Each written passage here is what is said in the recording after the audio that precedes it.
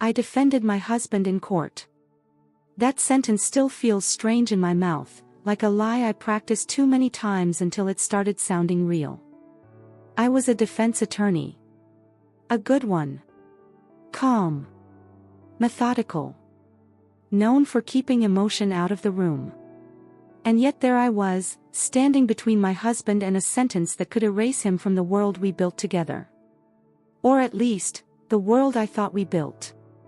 The courtroom smelled like old wood and recycled air, the kind of place where secrets don't echo, they sink. I remember smoothing my skirt with trembling fingers, reminding myself that I had done this hundreds of times. Juries. Judges. Cross-examinations. None of this was new. What was new was the way my heart kept slamming against my ribs every time I looked at him. Marcus sat at the defense table, hands folded, posture perfect. The picture of a man wrongfully accused. If I didn't know him, if I weren't married to him, I would have believed every inch of that performance. His eyes met mine for half a second. Just long enough to remind me why I had agreed to do this. I trust you, he had said the night before, voice low, fingers warm against my wrist. You're the only one who can save me. Save him. That word carried weight now. The prosecutor was mid-sentence when it happened. I felt it before I saw it, that uncomfortable prickle between my shoulder blades, the sensation of being watched. Slowly, against my better judgment, I turned my head toward the gallery. And that's when I saw her. She was sitting in the last row. Alone. No notebook. No phone. Just her hands folded in her lap, eyes fixed on me like she had been waiting all morning for that exact moment. She looked familiar. Not in the obvious way. Not like someone I could place in a memory. More like a song you recognize but can't remember where you heard it first. Her hair was pulled back too tightly, as if she had learned discipline the hard way. Her suit was plain. Cheap.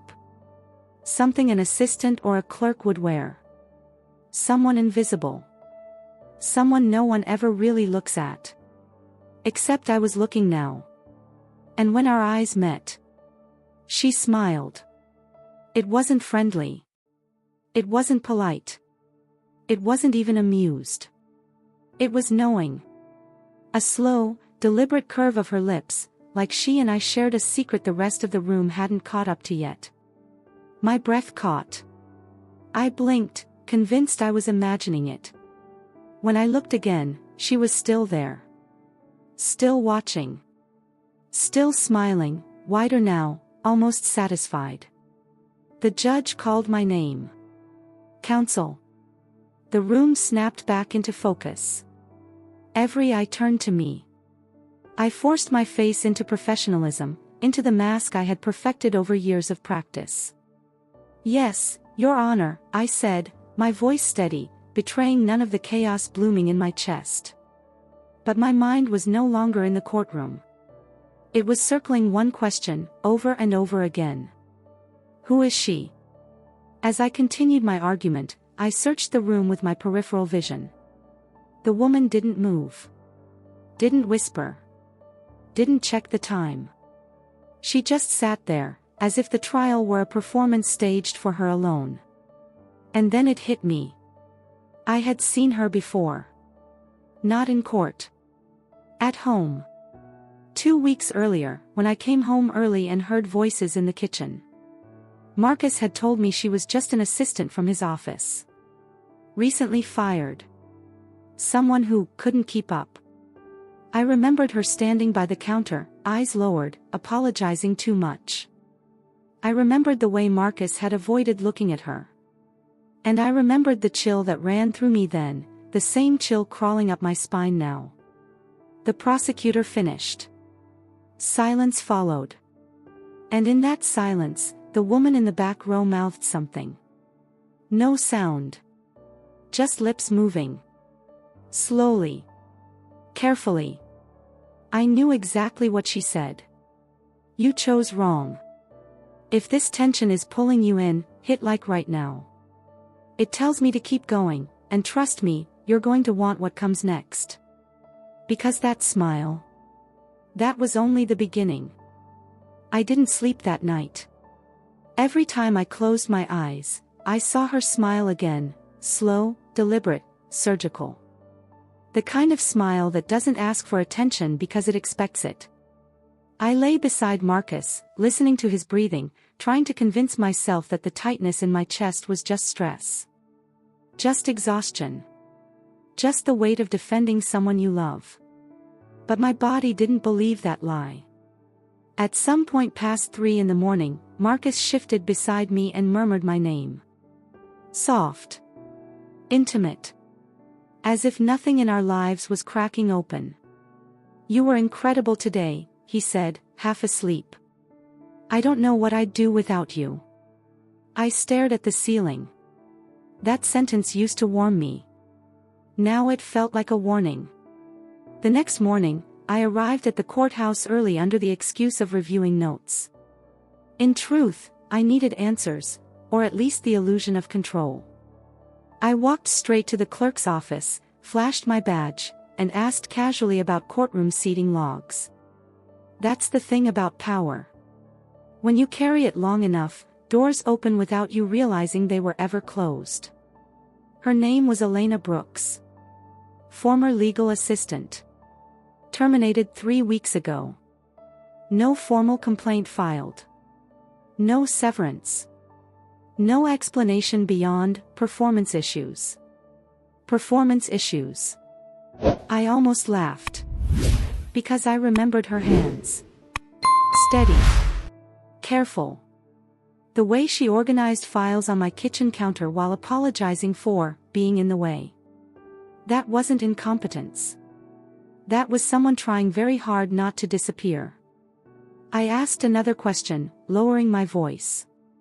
Is she involved in the case?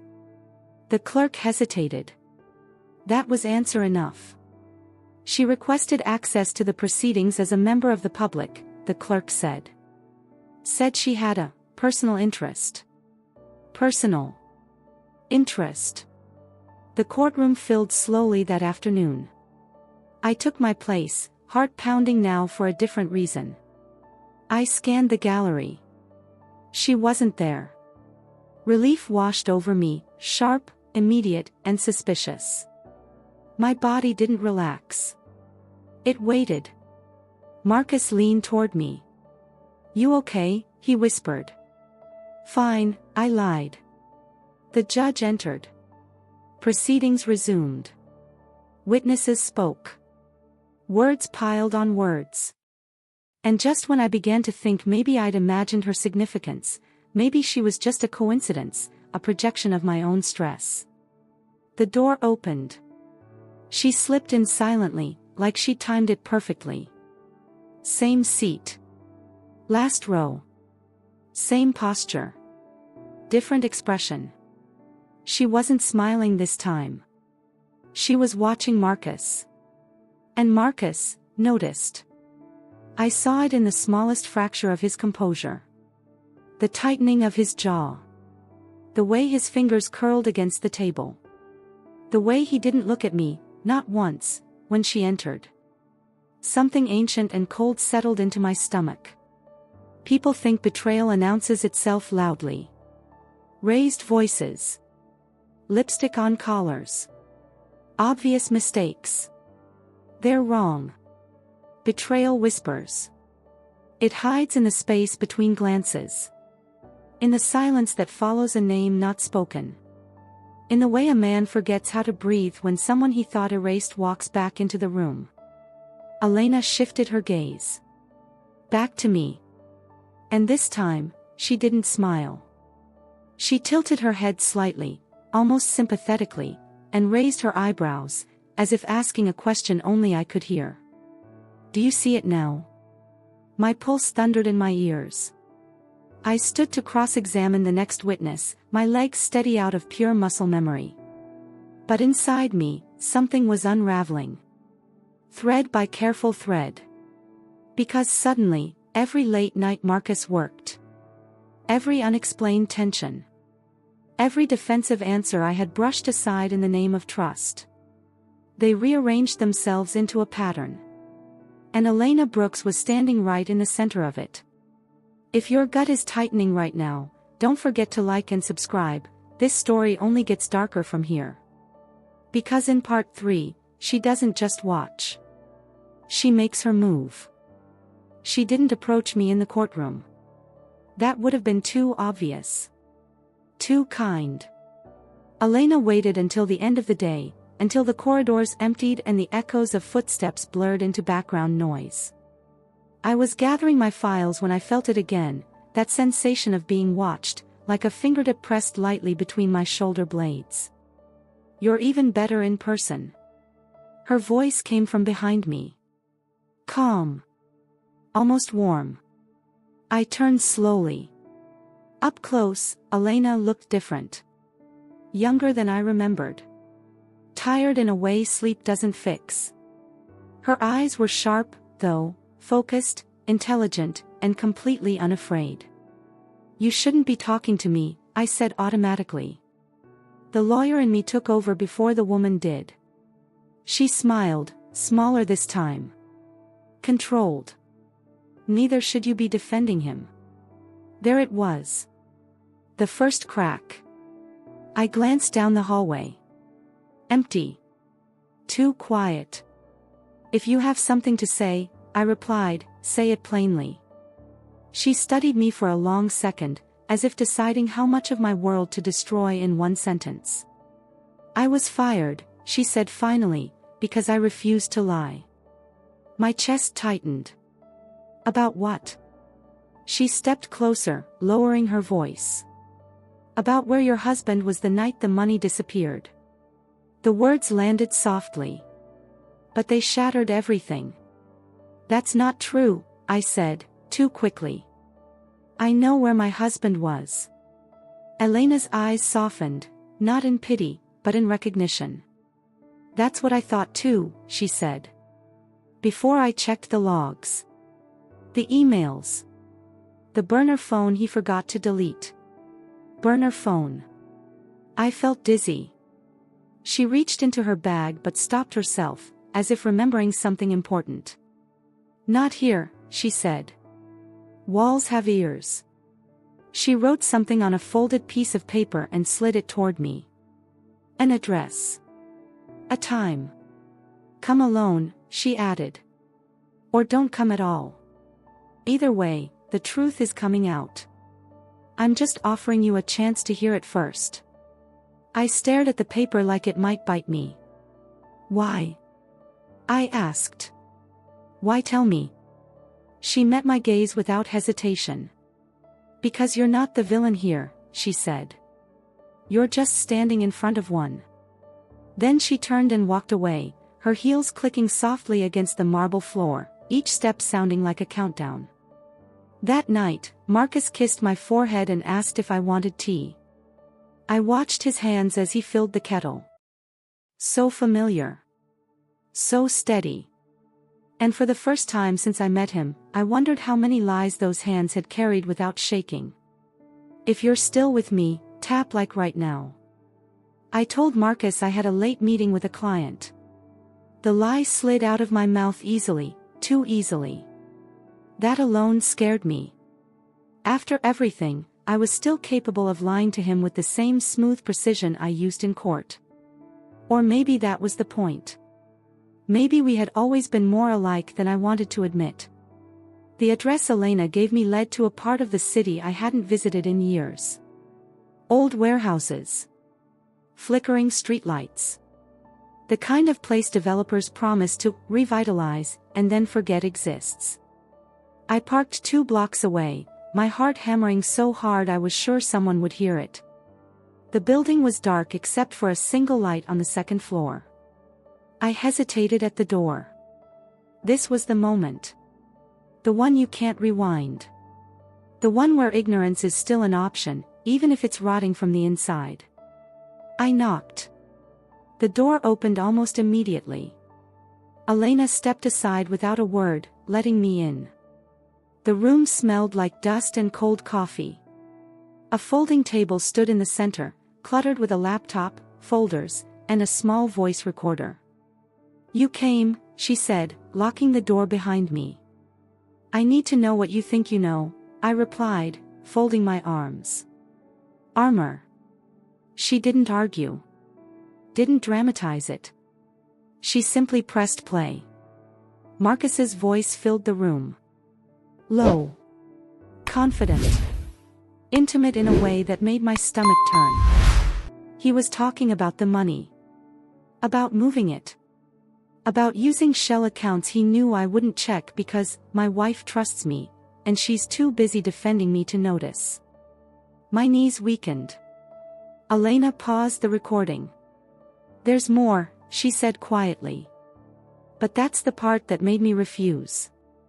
I stared at the laptop, my reflection faintly visible on the dark screen. I looked hollow. Like someone had scooped out my insides and left the shell standing. "You slept with him," I said suddenly. It wasn't an accusation. It was a conclusion. Elena didn't flinch. "Yes," she admitted. "I thought he was trapped. I thought he needed help. I didn't know about you, not really, until I met you." I closed my eyes. Betrayal layered on betrayal. Each one sharp enough to draw blood on its own. Together, they felt lethal. "He planned this," I whispered. "The case. The narrative. Me." "Yes," she said. "And if you keep defending him, you become part of it." Silence swallowed the room. I straightened slowly. "What do you want from me?" I asked. Elena met my gaze, steady and unwavering. "I want the truth on record," she said. "And I want him to lose." My pulse steadied in a way that scared me. Because in that moment, something shifted. Love cracked. Duty dissolved. And something colder, something sharper, took its place. If your heart is pounding right now, make sure you're subscribed. What comes next changes everything. The courtroom felt different the next morning. Not quieter. Not louder. Just heavier. Like the air itself knew something was about to break. I sat beside Marcus, my legal pad open, pen poised, posture flawless. Inside, I was already gone. He leaned toward me, voice low and warm. "You okay? You seemed distracted last night." I smiled at him. And in that smile, I buried our marriage. "I'm fine," I said. "Just thinking about how to end this." He squeezed my hand, once. Reassuring. Possessive. I let him. The judge called the next witness. A financial analyst. Boring. Technical. Exactly the kind of testimony juries tune out. Exactly the kind of testimony I could weaponize. As the analyst spoke, I listened, not to the words, but to Marcus. His breathing. His shifting.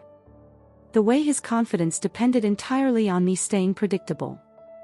When it was my turn to cross-examine, I stood slowly. Every step toward the witness stand felt deliberate. Final. "Good morning," I said, voice smooth. "You testified that the transactions originated from an external device, correct?" "Yes." "And that device could not be directly traced to my client." "That's correct." I nodded, as if satisfied. Then I asked the question Marcus wasn't prepared for. But if that device were used repeatedly within the same private residence, and if access logs showed a pattern consistent with a single occupant, that would narrow the possibilities, wouldn't it? The analyst hesitated. "Yes," he admitted. "It would." I turned slightly, just enough to see Marcus's face. The first flicker of panic. "Delicious." I continued, carefully, surgically. Introducing doubt. Opening doors I had personally sealed weeks earlier. Not enough to expose everything, not yet, but enough to signal a shift. The prosecution noticed. So did the judge. So did Elena, sitting silently in the back row. She didn't smile this time. She watched. At the break, Marcus cornered me near the water fountain. "What was that?" he hissed. "That wasn't in our strategy." "Our strategy evolved," I replied calmly. His eyes searched my face, looking for the woman who used to be there. The one who loved him. Trusted him. He didn't find her. "You're on my side," he said slowly. "Right?" I held his gaze. "I'm on the side of the truth," I said. The words landed between us like a verdict. If that moment made your stomach drop, hit like, because you felt exactly what I did. Marcus didn't speak to me after that. Not in the car. Not at home. Not even in bed, where his body lay stiff beside mine like a stranger occupying borrowed space. Silence became his weapon, the kind meant to make you doubt yourself, to make you fill the gaps with guilt. It didn't work. Because once you see the pattern, you can't unsee it. The next morning, my phone buzzed before dawn. Unknown number. No name. No warning. You don't know who you're hurting. Stop. I stared at the screen, calm settling over me like armor. An hour later, another message. "You think you're smart. He'll bury you." Marcus was already awake when I entered the kitchen. Coffee brewed. News murmured in the background. Domestic normalcy, perfectly staged. "Did you sleep?" he asked. "Yes," I lied. He studied me too carefully. "We need to talk about yesterday."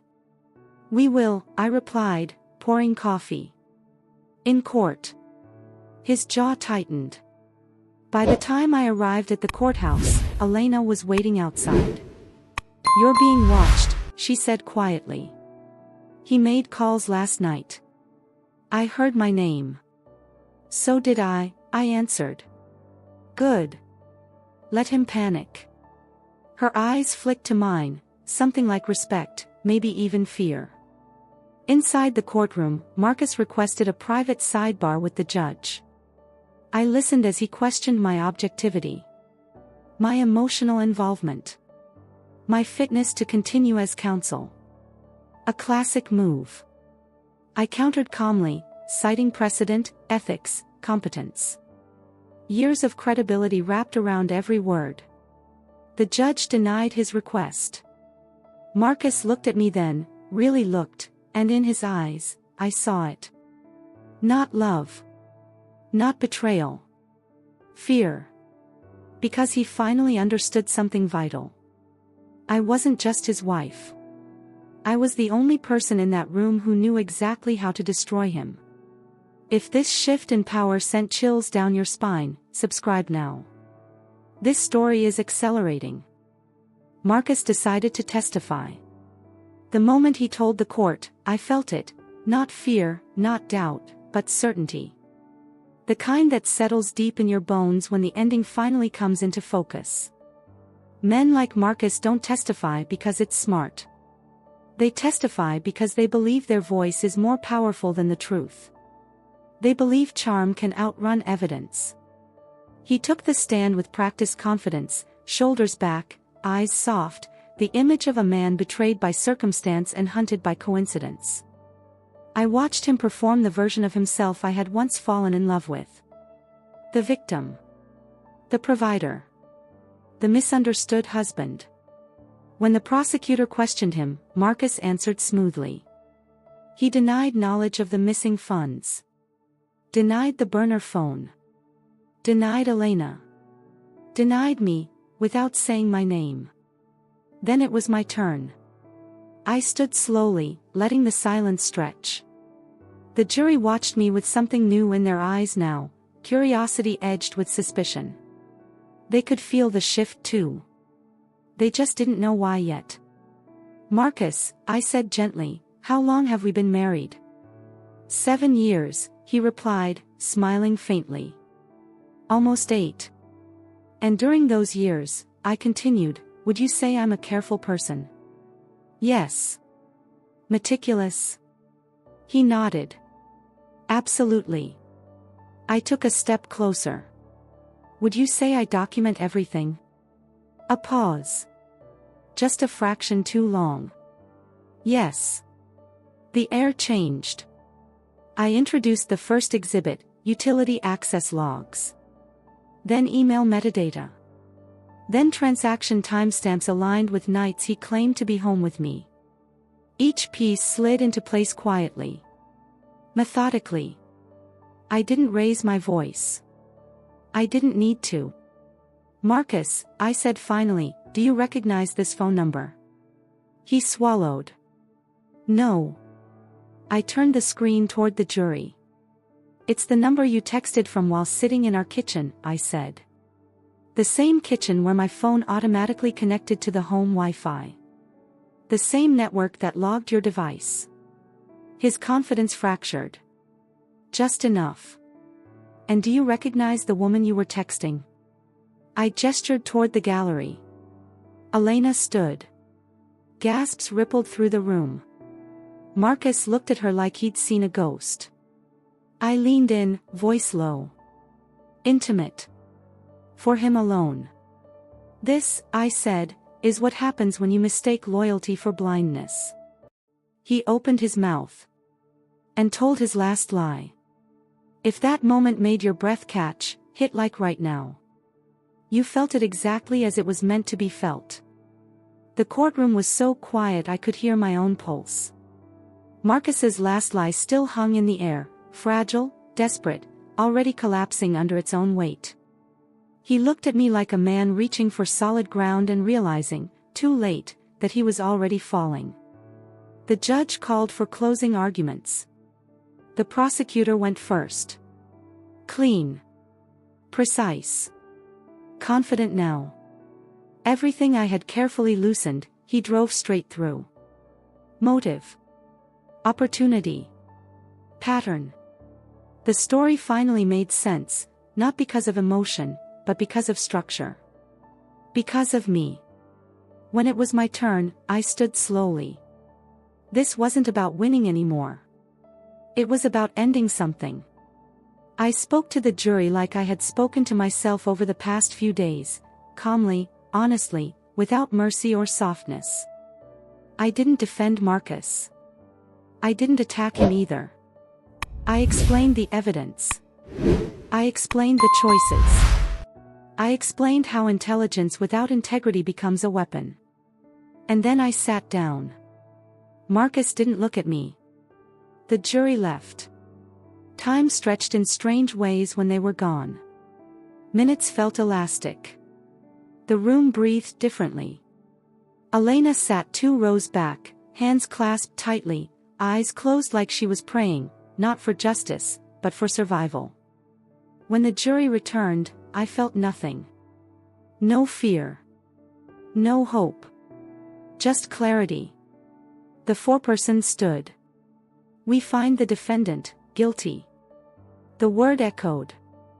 Marcus exhaled sharply, like he'd been punched. His shoulders collapsed. His face aged 10 years in a second. For the first time since I met him, there was no performance left to give. The judge began speaking about sentencing, about dates and procedures and consequences.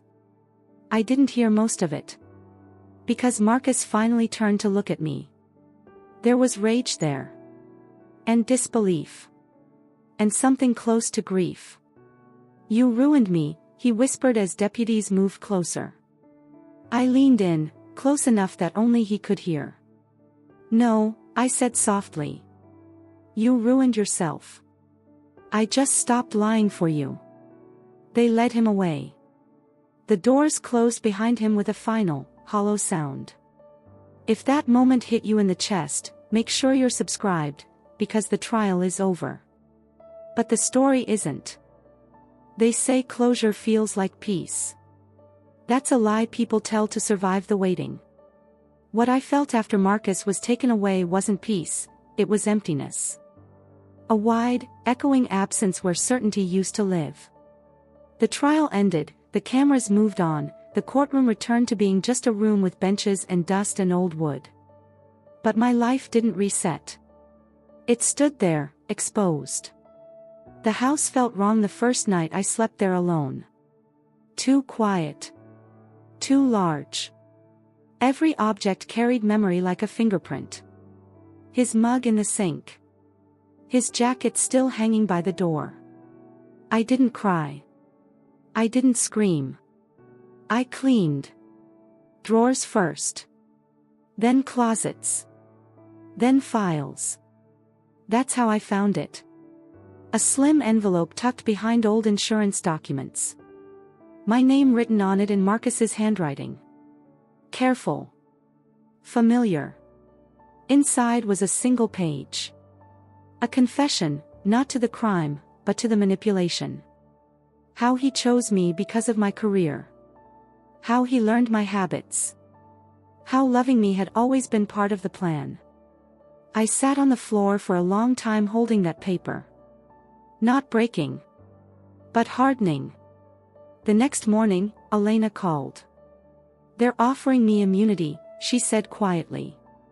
"In exchange for full cooperation." "You should take it," I replied without hesitation. There was a pause. "I didn't think you'd say that so easily." "I'm done punishing the wrong people," I said. We met once more, not in shadows this time, but in daylight.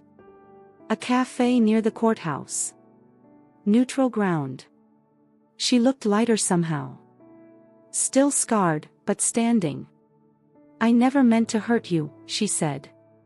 "I know," I answered. And I meant it. What Marcus did to both of us was different in detail, but identical in design. When we parted, there was no smile this time. Just understanding. Weeks passed. The media cycle died. My firm quietly suggested a sabbatical. Friends asked careful questions, afraid of breaking me. They didn't understand. I wasn't broken. I was rebuilt. If you've stayed this far, hit like, because you understand what this story is really about. I left the house on a Sunday morning. No ceremony. No tears. Just a single suitcase and the quiet certainty that I was done living among ghosts. I sold the place within a month. Donated what I didn't want. Burned what I didn't need to remember. People called it running. They were wrong. It was choosing. I took a leave from the firm and drove west until the skyline changed and my name stopped meaning something to strangers. I rented a small apartment with windows that faced the sunrise. Every morning, light poured in like a promise that didn't ask questions. For the first time in years, no one needed me to save them. That was harder than the trial. I followed Marcus's sentencing online. 12 years. No early release. No appeal strong enough to matter. When the notice popped up on my screen, I didn't feel satisfaction. I felt finality. Elena sent one last message a few months later. "I'm starting over. Thank you for not destroying me to save yourself." I stared at the words for a long time before replying. We were never each other's enemies. I never heard from her again. Sometimes, late at night, I think about the woman I was, standing in that courtroom, defending a man who built his life on lies. I don't hate her. I understand her. She believed love meant protection. I know better now. Love without truth is just another crime scene. Before I start my next chapter, if this story stayed with you, subscribe, leave a like, and tell me where you're watching from. Stories like this don't survive without people who listen. As for me, I didn't get revenge. I got something far more dangerous. Freedom.